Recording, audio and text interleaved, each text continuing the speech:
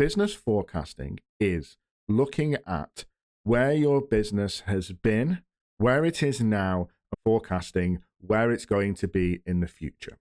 This helps us to understand where we want to go and how we get there. You haven't started your business yet, or you've just started your business, you've been running your business for 10, 15 years.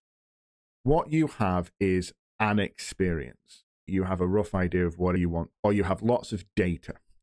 You need a way to say, in 3 months, in 6 months, in 12 months, this is where I will be. When someone asks you, how have you come to that particular understanding, you need to have some facts and figures about how you're going to get from your business today, whether that's not existing to existing, whether that's going from £1 million to £10 million, £1 billion to £2 billion, to understand where you're going. The way you do that is by bringing in two types of data. The first type is qualitative. And what this is things that are general and have been looked at by experts. You will have experts in your industry. You will have reports, websites, videos like this that will be able to say an electrician, a resource person, human resource management, whatever it might be, are expected to deliver on this. The average cost of working is £300, but you can make £400 a day. All that information is out there, and you can use that as a basis to deliver a forecast of what you think as a business you're going to be able to make over the next 6, 12, 24 months. The other information that you can have, if you've already been running a business, is quantitative information. Quantitative information is historical data. I've been running my business for 6 years. In year 1, I made this. In year 4, I made that. In year 7, I should be able to track and say, if I am growing 10, 15% a year, then I will make X more money this year. For example, seasonal product sales. You sell Christmas trees. There's no point looking at March when you make your money in December.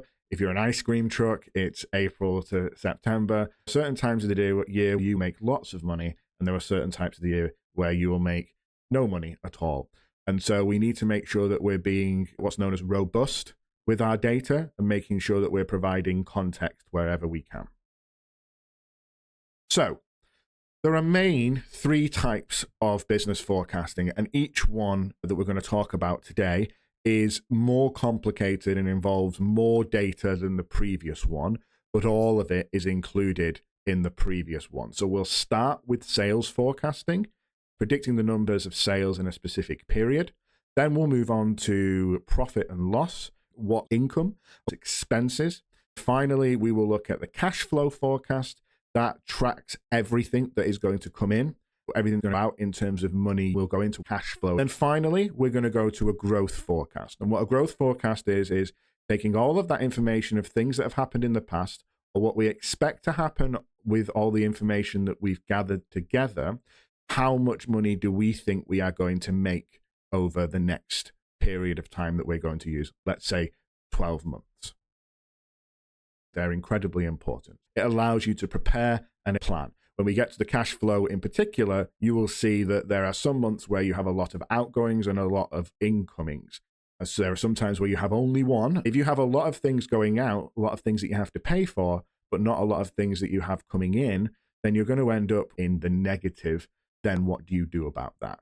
Knowing 3, 4, 5 months in advance is helpful for your business.